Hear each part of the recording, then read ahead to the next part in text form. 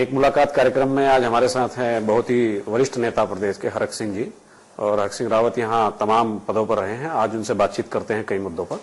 पिछले दिनों काफी राजनीतिक घटनाक्रम हुआ, आप काफी व्यस्त रहे, क्या है आजकल, कहाँ व्यस्त हैं? पिछले 4 साल से कांग्रेस की सरकार थी और उस सरकार में मंत्री होने के नाते बहुत सारे जो 2012 का जब विधानसभा का चुनाव था, विपक्ष के नेता होने के नाते चुनाव मैनिफेस्टो बनाने में मेरी काफी महत्वपूर्ण भूमिका थी। और जब मुझे लगा कि जो चुनाव मैनिफेस्टो हमने 2012 में प्रदेश की जनता के सामने रखा था, चाहे बेरोजगारी भत्ते को लेकर हो, चाहे कृषि के क्षेत्र में, उद्यान और पर्यटन के क्षेत्र में विकास को लेकर हो, जब हमें लगा कि 4.5 साल प्रदेश में कांग्रेस की सरकार को हो गए हैं और विशेष करके पिछले 2.5-3 साल से जब हरीश रावत जी प्रदेश के मुख्यमंत्री बने, बहुत सारी घोषणाएं हुई, बहुत सारे निर्णय हुए, नीतियां बनी, कार्यक्रम बने, लेकिन जब हमें लगा कि ये सारे कार्यक्रम और सारी नीतियां केवल कागजों तक रह गई हैं और ये धरातल पर नहीं उतर पाई हैं, इसलिए हमने एक निर्णय लिया। अपने साथियों के साथ मिलकर हमने सबसे बातचीत की और एक निर्णय लिया कि भाई अब सिर से ऊपर पानी चला गया है और अब हमें नहीं लगता कि हरीश रावत जी के साथ हमें लंबा चलना चाहिए, क्योंकि हरीश रावत जी एकला चलो की नीति पे चल रहे हैं। हरीश रावत जी खाता ना भाई, हरीश रावत जो कहे वो सही, इस नीति पे चल रहे हैं। और एक व्यक्ति पूरे प्रदेश को आगे ले जाने में उनकी न उनमें क्षमता है, न उनमें निर्णय लेने की क्षमता है। केवल वो मीठी मीठी बातें कर सकते हैं। सही मायने में हरीश रावत जी के मन में प्रदेश की जनता का दर्द नहीं है, नौजवानों का दर्द नहीं है। वैसे हमने निर्णय लिया कि अब हम हरीश रावत जी से हटकर एक हमें चलना चाहिए और इसलिए हमने जो बजट था उस पे विधेयक पर हमने खिलाफ मतदान करने का निर्णय लिया, लेकिन तकनीकी कारणों से भले ही बहुमत हरीश रावत जी के खिलाफ था। उस दिन भी सदन में 35 विधायक सदन में हरीश रावत जी के खिलाफ थे, 32 हरीश रावत जी के पक्ष में थे। हरीश रावत जी ने विधानसभा अध्यक्ष के गोविंद कुंजवाल जी के पावर का, उनके जो शक्तियां थी उसका दुरुपयोग करके कुंजवाल जी हरीश रावत जी ने तकनीकी रूप से अपने आप को फ्लोर में भले ही पास करा दिया हो। लेकिन हरक सिंह जी, इस एपिसोड के बाद मुख्यमंत्री लगातार ये कह रहे हैं कि भाई जाने से पहले हमारे जो उचित प्लेटफॉर्म है, सोनिया जी हैं, राहुल जी हैं, हम लोग हैं, तो हमसे इस चीज की शिकायत उन्होंने नहीं की। ऐसा नहीं है। मैं तो हरीश रावत जी से लगभग एक दिन 10 बजे से लेकर रात के 2 बजे तक 4 घंटे उनके साथ बैठा, बातचीत हुई। कई बार कैबिनेट में भी ये बहुत सारे हमारे, ऐसा नहीं केवल नाराज में था, बाकी देखिए हिम्मत नहीं कर पाए, वो बात अलग है। लेकिन हरीश रावत जी से चाहे इंदिरा आदेश जी हों, चाहे आपको यशपाल आर्य जी हों, चाहे प्रीतम सिंह चौहान जी हों, मैं नहीं समझता हूं कि कोई मंत्री उनसे खुश था, क्योंकि वो मंत्रियों के विभागों में अब थोड़ा सा, जब हमारे इस एपिसोड के बाद जरूर जो मुझे सुनाई दे रहा है कि अब मंत्रियों को थोड़ा सा फ्रीडम मिली है कि वो अपना काम कर सकते हैं। 18 मार्च से पहले तो स्थिति थी कि मुख्यमंत्री किसी भी विभाग की मीटिंग कर देते थे और मंत्री को जानकारी तक नहीं होती थी और इतना अपमानित महसूस होता था जब हमें अधिकारियों से पता चलता था कि हम देहरादून में हैं, हमारे मुख्यमंत्री ले रहे हैं और हमको सूचना तक नहीं होती थी। ये आपके साथ हुआ? कई बार हुआ कि कृषि उद्यान विभाग की मुख्यमंत्री मीटिंग ले रहे हैं और हमको सूचना ही नहीं हो रही है। हमको हमारा डायरेक्टर, हमारा प्रमुख सचिव हमको बता रहा है कि सर वो मुख्यमंत्री के यहाँ 4 बजे मीटिंग है। अच्छा, वो भी ये नहीं कह सकते थे कि भैया आप भी चलिए सर, क्योंकि हमको वो सोचते थे कि मुख्यमंत्री ने इनको बताया होगा।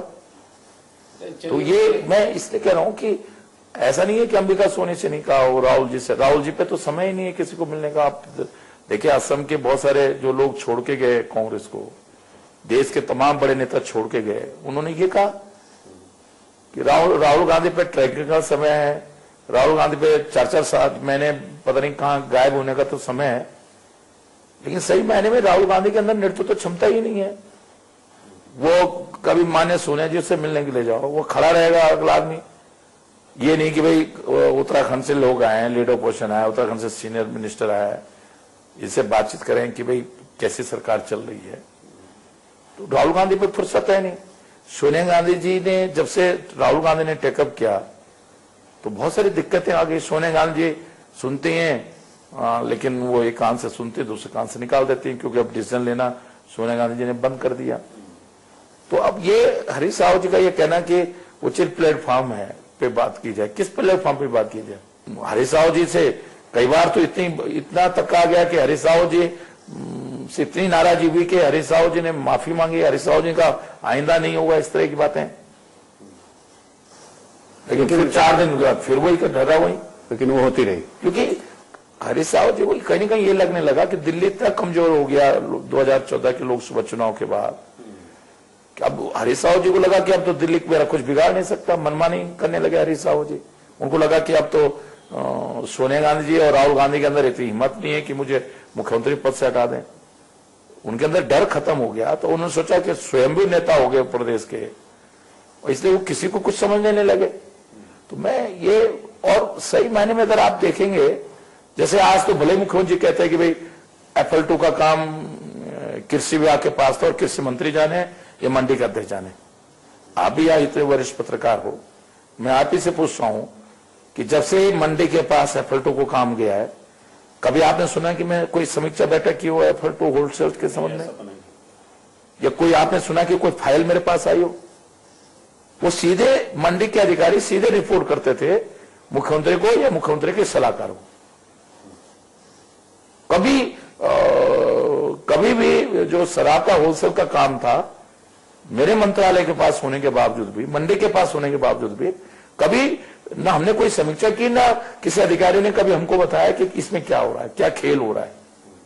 बाकी मैंने 3 बार मुख्यमंत्री से कहा। एक बार मैंने जब कहा कि 4 घंटे मैंने बातचीत की, उस दिन मैंने मुख्यमंत्री से कहा कि लोग तो सोचते हैं, एक दिन मुख्यमंत्री मैं दिल्ली जा रहे थे जेट की फ्लाइट से, तो मैंने उस दिन भी मुख्यमंत्री से कहा। एक दिन कैबिनेट में हम चारों मंत्रियों ने, इंदिरा हृदयेश, मैंने, प्रीतम सिंह चौहान ने और यशपाल आर्य ने अधिकारियों को बाहर कर दिया और ताला लगाकर, चटनी लगाकर 2 घंटे हमने बैठक नहीं चलने दी। हमने कहा क्या मजाक बना रहे हो आप? बल्कि मुख्यमंत्री को यहां तक कहना पड़ा मैं इस्तीफा दे दूं, तो हमारे एक मंत्री ने कहा आप देना चाहो तो दे दो। इतनी कर्मकांड। कौन से मंत्री थे? प्रीतम सिंह चौहान ने कहा। मैंने कहा शराब की दुकान में अगर 500 कस्टमर रोज जा रहा है एक दुकान में, तो दुकानदार से लेकर वो 500 कस्टमर हर दुकान पे मैंने कहा गाली दे रहा है। लोगों ने ये कहना शुरू कर दिया कि शराब की दुकान में लोग डेनिस नहीं मांग रहे थे कि डेनिस की बोतल दो, लोग कह रहे थे कि हरीश ब्रांड दे दो। तो इसके पीछे किसका ओवरऑल किसका दिमाग, अगर किसका प्लान? एक दिन मुख्यमंत्री ने मुझसे कहा कि हरक सिंह ऐसा है कि दिल्ली के लोग तो, जैसे उन्होंने अपने उस जो स्टिंग ऑपरेशन उसमें भी कहा कि दिल्ली के लोग तो कंगले हैं। मुझसे कहा भाई दिल्ली के लोग तो पैसा उसको देंगे नहीं चुनाव प्रचार के लिए, चुनाव जब आएगा 2017 का, और एक विधानसभा में एक व्यक्ति को कम से कम 1 करोड़ रुपए देना पड़ेगा, और 30 करोड़ रुपए और मैनेजमेंट, मीडिया और ये सब पे खर्च होगा, लगभग 100 करोड़ रुपए चाहिए। तो कह रहे 50-60 करोड़ तो मैं अपने जो PWD से, आबकारी से और इससे मैं इकट्ठा करूंगा, और 10-10 जो 3-4 मिनिस्टर आप हैं सब, मैं हो गया, इंदिरा हृदयेश हो गया, यशपाल आर्य हो गया, प्रीतम सिंह चौहान हो गया, 8-10 करोड़ रुपए आप इकट्ठा करो। तो मैंने कहा जी अब मैं जितना हम कर सकते हैं भाई, अब कोई लूट तो हो नहीं रही है कि भाई इतना सा छोटा सा उत्तराखंड है, ठीक बात है, इतना पैसा कहां से आएगा? FL2 में और खनन में वो इकट्ठा हो सकता है। लेकिन रावत जी जब ये 18 मार्च को आप लोगों ने डिसीजन लिया, निर्णय तो आपने लोगों ने पहले ही ले लिया था, तो एक मौजूद सवाल है कि आपने विकल्प के तौर पे भाजपा का साथ देना ही क्यों चुना? मतलब एक लोगों की अपेक्षा थी कि एक अलग दल भी बना सकते। दल भाजपा में सम्मिलित होने का निर्णय तो बहुत बाद में हुआ। शुरुआत में क्योंकि भाजपा विपक्ष में थी, अकेले 9-10 विधायकों के बलबूते पर कोई विकल्प नहीं दिया जा सकता था उसमें तत्काल के रूप में, क्योंकि भाजपा के पास उसमें 28 विधायक थे। तो हमें ये सोचकर कि भाई एक 5-6 महीने के लिए प्रदेश के अंदर एक नई सरकार दी जाएगी, और वो सरकार भाजपा और हम सबके मिलके हम 5-6 महीने सरकार चलाएंगे और जनता के बीच में काम करके दिखाएंगे कि हरीश रावत जी जो 2.5-3 साल में नहीं कर पाए, हम 6 महीने में वो काम करके दिखाएंगे, और फिर तब निर्णय करेंगे कि हम अलग दल बनाएंगे या भाजपा में सम्मिलित होंगे। लेकिन परिस्थितियां ऐसी बनी, कुछ गलती हमसे हुई जो तकनीकी रूप से जो अब भी हालांकि माननीय सुप्रीम कोर्ट में विचाराधीन है कि विधानसभा अध्यक्ष ने के खिलाफ उन्होंने अविश्वास दे दिया था, लेकिन उसके बावजूद उन्होंने हमको हमारी सदस्यता समाप्त करने का निर्णय सिर्फ 1 हफ्ते में ले लिया। तो माननीय राज्यपाल को सही मायने में उसी दिन सरकार को बर्खास्त कर देना चाहिए था। और जो सबसे बड़े दल है दूसरा भाजपा, उसके सरकार को न्योता देना चाहिए था। लेकिन मुझे नहीं मालूम कि माननीय राज्यपाल ने किन परिस्थितियों में किन कारणों से सरकार को बर्खास्त नहीं किया और वहीं से अराजकता शुरू हो गई।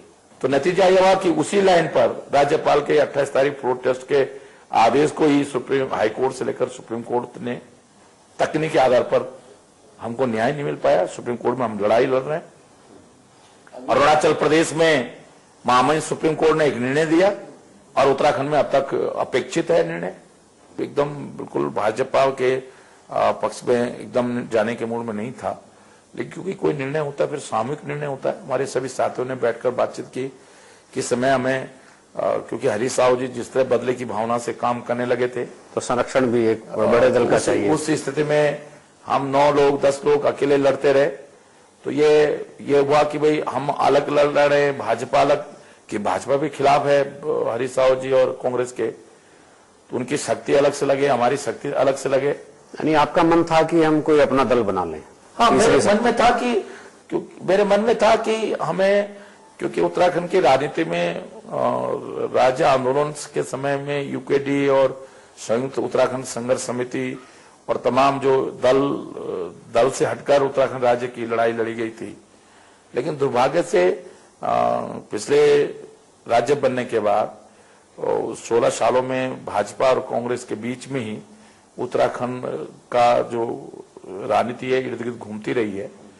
इसलिए मैं सोचता था कि एक कोई नया विकल्प जो बिल्कुल हटकर हो, लेकिन क्योंकि वो तब बेकार की बातें हो गई, क्योंकि जब एक निर्णय हमने ले लिया भाजपा में सम्मिलित होने का। अभी आपकी एक नई पारी भाजपा के साथ शुरू हो गई है। आपका अभी लंबा पॉलिटिकल कैरियर भी बचा है और एक लंबा पॉलिटिकल कैरियर आपने जी लिया है। तो आपके आने के बाद भाजपा के भीतर जो कुछ नेताओं में भय जैसी स्थिति है कि मेरी सीट ना मिल जाए, मेरा हिस्सा ना मारा जाए, उसको कैसे हम बैलेंस करेंगे, कैसे संतुलन बनाएंगे? मुझे कुछ मौका मिले नहीं मिले, लेकिन हम भाजपा में दिल से काम करना चाहते हैं। विशेष करके राष्ट्रवाद का जो विचार है, भाजपा की जो नीतियां हैं, कार्यक्रम है, उसके दिल जी जान से मेहनत करना चाहते हैं। हमारा किसी से कोई मतभेद नहीं है, किसी को टकराट नहीं है। हम तो कह रहे हैं भाजपा की सरकार आ जाए, किसी को मौका मिले, जिसको जनता देना चाहे, जिसको पार्टी हाईकमान देना चाहे, जिसको कार्यकर्ता देना चाहे मिले। हमें कोई जिम्मेदारी नहीं भी मिलेगी, लेकिन केवल अगर सरकार भाजपा की प्रदेश में आ गई, हरीश रावत जी का माफिया राज समाप्त हो गया, तो हमको उसी में संतुष्टि है। उसी से हमको लगेगा कि चलो हमने जो मुहिम छेड़ी है, जो हमने लड़ाई शुरू की थी, वो मुकाम तक पहुंच गई है। मैं एक दिन निशंक जी के घर पे डिनर पे गया था। मैंने उनसे कहा, भाई देखिए मिलजुल कर हमें लड़ाई लड़नी है और सरकार आएगी तभी तो, कोई मैं बनूंगा आप बनोगे तभी तो बनेगा। तो पहला लक्ष्य हम कौन बनेगा, इस लक्ष्य को हम बाद में तय कर लेंगे। पहला लक्ष्य हमारा यह है कि प्रदेश में भाजपा की सरकार आ जाए। पहला लक्ष्य हमारा है कि हरीश रावत की विदाई हो जाए। हरीश रावत की विदाई हरक सिंह रावत के लिए या विजय बहुगुणा के लिए या निशंक जी के लिए या अजय भट्ट के लिए जरूरी नहीं है, कोश्यारी जी के लिए जरूरी नहीं है, भाजपा कार्यकर्ताओं के लिए जरूरी नहीं है, ये प्रदेश की जनता के लिए भी जरूरी है। मैं तो हरीश रावत जी को कई बार कहा कि मैंने कहा भैया बिना दूध के 6 महीने ये आदत अब छोड़ दो। बिना दूध पिलाए बच्चे को 6 महीने पालना ये विपक्ष में तो चल जाता है, जब आप मंत्री नहीं है, मुख्यमंत्री नहीं है तब तो चल जाता है। लेकिन जब दूध देने की स्थिति में आप तब बिना दूध के बच्चे को पालने की कोशिश करोगे तो बच्चा काट डालेगा आपको। दूध भी है और अब आप पिला क्यों नहीं हो? चलिए अभी वक्त है एक ब्रेक का और मिलते हैं थोड़ी देर बाद।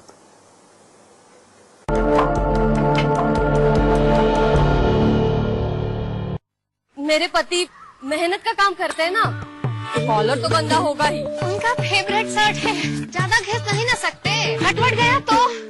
मेरे बिट्टू नु पसीना बड़ा आंदा है, फुटबॉलर है ना, बिट्टू किन्ने गोल मारे? किन्ने गोल मारे बिट्टू? ओ मैडम, ये बहानेबाजी छोड़िए। तो क्या करूं? लाइए घड़ी डिटर्जेंट किक, जो है कफ और कॉलर का स्पेशलिस्ट। इससे कफ और कॉलर साफ हो पूरी तरह। बदलता लखनऊ, संवरता लखनऊ। लखनऊ प्रदेश की राजधानी ही नहीं, भारत का एक प्रमुख शहर भी है। युवा मुख्यमंत्री अखिलेश यादव के कुशल नेतृत्व में प्राधिकरण ने लखनऊ का कायाकल्प ही कर दिया। 376 एकड़ में विश्व स्तरीय जनेश्वर मिश्र पार्क का निर्माण, विभिन्न खंड गोमती नगर में विश्व स्तरीय सुविधा युक्त जयप्रकाश नारायण अंतर्राष्ट्रीय केंद्र का निर्माण, अंतर्राष्ट्रीय क्रिकेट स्टेडियम का निर्माण, भूमि दरवाजा, सतखंडे का सौंदर्यकरण, हुसैनाबाद स्थित पिक्चर गैलरी का पुनर्निर्माण कार्य इसी दौरान हुआ। इसके साथ लखनऊ सुल्तानपुर रोड पर लगभग 808 एकड़ में सीजी सिटी का निर्माण जोरों पर है, जिसमें IT city, IIIT, metro city super speciality अस्पताल, प्रशासनिक प्रशिक्षण अकादमी एवं बहुमंजिला आवासीय टाउनशिप का कार्य प्रगति पर है। लखनऊ विकास प्राधिकरण की ओर से सभी शहर वासियों के लिए फ्लैट्स पाने का सुनहरा अवसर आवेदन करने के लिए लखनऊ विकास प्राधिकरण lakhnou.co.in किया जा सकता है उत्तर प्रदेश, संवर रहा है उत्तर प्रदेश। 15 खास जड़ी बूटियों से बना पेट सफा आयुर्वेदिक क्यों? आज ही ले आएं। पेट सफा पहली रात से ही असर दिखाता है और इसकी आदत भी नहीं पड़ती। पेट सफा, हर रोग दफा। कुछ घरों में सुबह होती है जोर से, दादाजी चले वॉक पे, बच्चे चले स्कूल, जागे जागे आगे आगे। यहाँ दिल जिंदगी के उतार चढ़ाव से डरता नहीं। ये कुक एंड फ्राई घर है, यहाँ सब दबा के खाते हैं। Cook and fry refined soya oil, fit and fine जिंदगी के लिए। मस्त है, बड़ी मस्त है, टेस्ट में भी लज्जत है। बावर्ची की सोया बड़ी, बड़ी मस्त है। बावर्ची न्यूट्री सोया बड़ी, इसमें है हाई प्रोटीन जो खाने को बनाए एक हेल्थी डाइट, और टेस्ट में बड़ी मस्त है।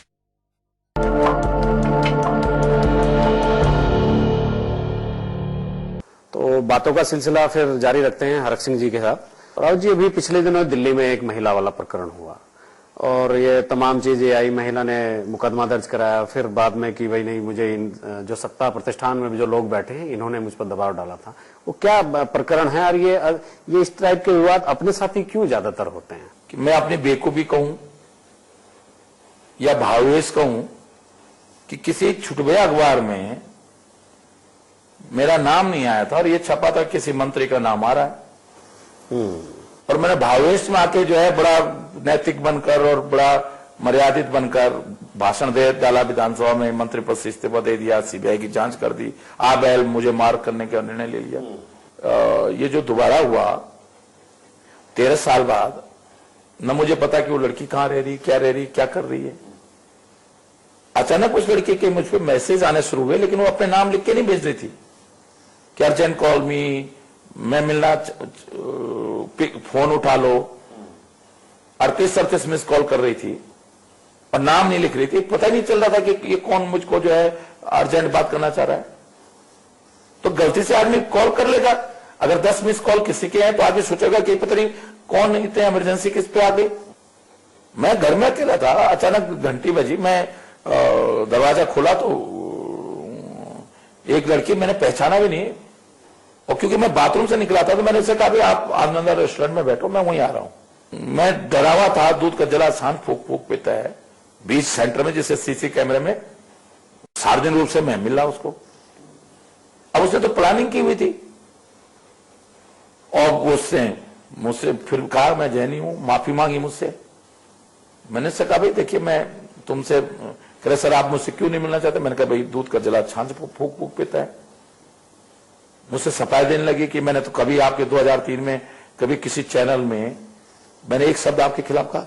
मुझे तो नारी निकेतन में नजरबंद कर दिया गया था, मुझे अंग्रेजी आती नहीं, अंग्रेजी में लिखे पत्र पर मुझसे दस्तखत करा दिए जाते थे, मुझे तो पता ही नहीं चलता था कि बाहर क्या हो रहा है, मुझे नहीं मालूम कि ये प्लानिंग से आई है। फिर वो चली गई, अचानक मुझे दूसरे दिन मालूम हुआ कि उसने मेरे खिलाफ रिपोर्ट लिखा दी। तो मैं ये निश्चित रूप से, जब वो लड़की मेरे खिलाफ आरोप लगाती है तो सीबीआई की जांच होती है, मैं मंत्री पद से इस्तीफा देता हूं, डीएनए टेस्ट होता है, उस लड़की ने दोबारा मेरे पे आरोप लगाया, मेरे खिलाफ मुकदमा दर्ज होता है। अब उस लड़की ने कोर्ट में और पुलिस में माने हरीश सावत जी और उनके सहयोगियों पे आरोप लगाया है कि उनके दबाव में आकर, उनके प्रलोभन में आकर, उनके झांसे में आकर उसने मुझ पे आरोप लगाया था।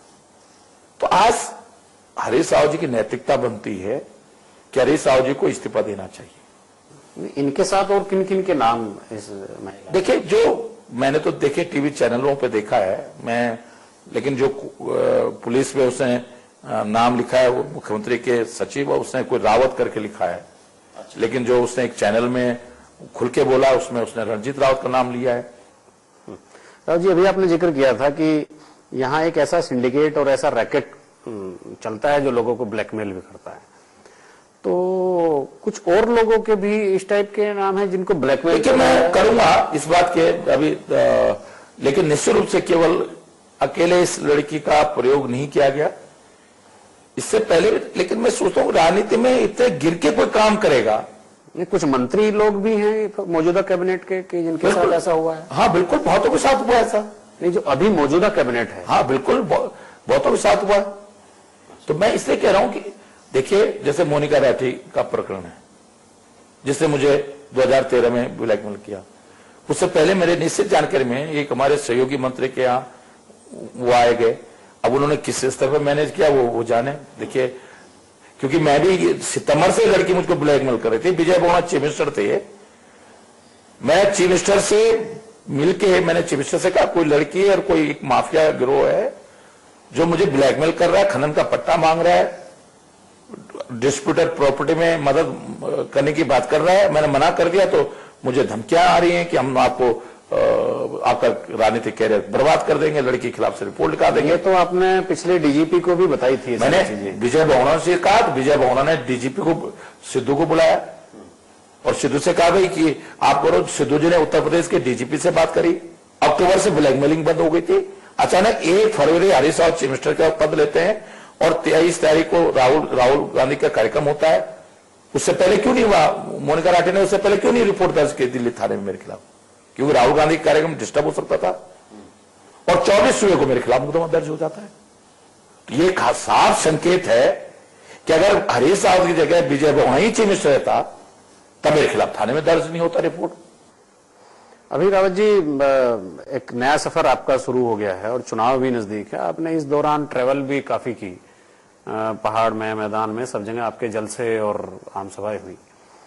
क्या फीडबैक है पब्लिक में? ये राष्ट्रपति शासन वाला जो एपिसोड था, लोग कह रहे हैं इसको सिंपैथी गेन कर रही है कांग्रेस, भाजपा ने प्रहार किया, हरक सिंह रावत बहुगुणा ने इनको गवर्नमेंट का कत्ल किया, तो अभी क्या फीडबैक आपके पास? अब हरीश भाई तो कुर्सी बैठा है और माफियाओं को सरगना है, पैसा भी पानी नदी की तरह हरीश सावत में पैसा आ रहा है। मैं सोचता हूं कि उत्तराखंड बनने के बाद सबसे जो पैसा भले ही हरीश सावत कुछ भी कहे कि मैं संपत्ति बदलने तैयार हूं, क्या मूर्ख है कोई? ये पब्लिक मूर्ख है या हरीश सावत जनता को मूर्ख समझता है या खुद मूर्ख है हरीश सावत? जनता नहीं जानती कि कोई मुख्यमंत्री अपने नाम पर थोड़ी संपत्ति लेगा। अरे तुम्हारे नाम पर नहीं होगी, आनंद सिंह रावत के नाम पर, वीरेंद्र रावत के नाम पर, तुम्हारी मिसेज नाम पर, बच्चों के नाम पर, रणजीत रावत, मैं तो ये कह रहा हूं रणजीत रावत के पास जो कॉलेज है, रणजीत रावत पर जो सब कुछ है, कहां से आया? रणजीत रावत रहा क्या है पहले मुझे बताओ? रणजीत रावत की कोई फैक्ट्रियां चलती हैं? सब तो हरीश रावत का ही पैसा है। आप इसका काम नहीं किया, कोई सड़क आपने बनाई नहीं, पीने की पानी नहीं है, आपदा में बरसात में लोग मर रहे हैं, अब राहत नहीं आपने पहुंचाई। तो आखिर क्यों लोगों की सहानुभूति आपके साथ क्यों होगी? कि आपने ऐसा कौन सा काम कर दिया जिससे कि लगा, जनता को लगे नहीं भाई तुम बहुत अच्छे मुख्यमंत्री हो, तुम बहुत अच्छा विकास के काम कर रहे हो, और इसलिए हरक सिंह रावत ने और विजय बहुगुणा ने गलत कर दिया, एक अच्छे आदमी को काम करने से रोक दिया। देखिए, आज ये बात सही है कि क्योंकि यहां 2 राजनीतिक पार्टियां हैं, कांग्रेस और भाजपा। मैं ये मानता हूं कि बहुत सारे लोग हैं से काफी परसेंटेज ऐसा है जो हमसे भी खुश नहीं है, भाजपा से भी खुश नहीं रहते हैं।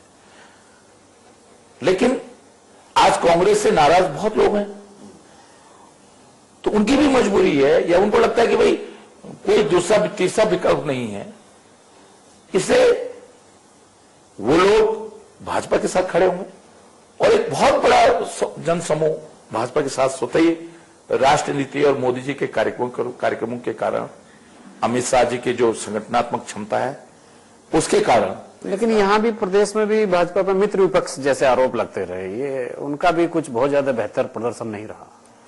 ये बात आपकी बात से मैं कुछ हद तक सहमत हूं, और मैंने अपने पार्टी के नेताओं को भी, अपने माननीय अजय भट्ट जी को भी और सभी लोगों को कहा है कि भाई अब अगर हम बहुत ज्यादा देखिए तीखा हमला नहीं करेंगे, बहुत आक्रामक मोड में नहीं आएंगे, तो हम ये सोचेंगे कि भाई कांग्रेस फेल हो गई इसलिए लोग हमको पास कर दें। तो हमें उनके फेल होने पे पास नहीं होना है, हमें तो अपना एग्जाम देके पास होना है। अभी गवर्नमेंट ने आप के ऊपर भी 2 जांचें बैठा दी, एक SIT बना दी जमीन को लेके, एक वो बीज निगम का, वो अभी एकदम से 2 मामले। देखिए मैं एक बात बताऊं, निशंक जी, मैं विपक्ष नेता था, निशंक जी ने जांच कराई, पूरी ताकत लगा दी, मुकदमा दर्ज हुआ। निशंक जी ने थोड़ा सा और चालाकी की थी कि उन्होंने CJM के यहाँ पार्टी को भेजकर CJM से ऑर्डर कराया था, न्यायालय से ऑर्डर कराया था, तब मुकदमा दर्ज कराया था। हम लोग हाई कोर्ट गए थे उस मुकदमे के खिलाफ, पुलिस ने फाइनल रिपोर्ट लगाई, FIR लगाया, कोर्ट ने कह दिया कि भाई अब तो इसमें कुछ है ही नहीं, कोई अपराध ही नहीं बनता। तो निशंक जी का वो एक्शन अब आज ग्रस्त था, बिल्कुल था, इसमें कोई दो राय थोड़ी थी। अगर मैं गलत था, जमीन गलत थी, क्यों नहीं निशंक जी कर, अब मैं हरीश रावत को चुनौती देकर कह रहा हूं,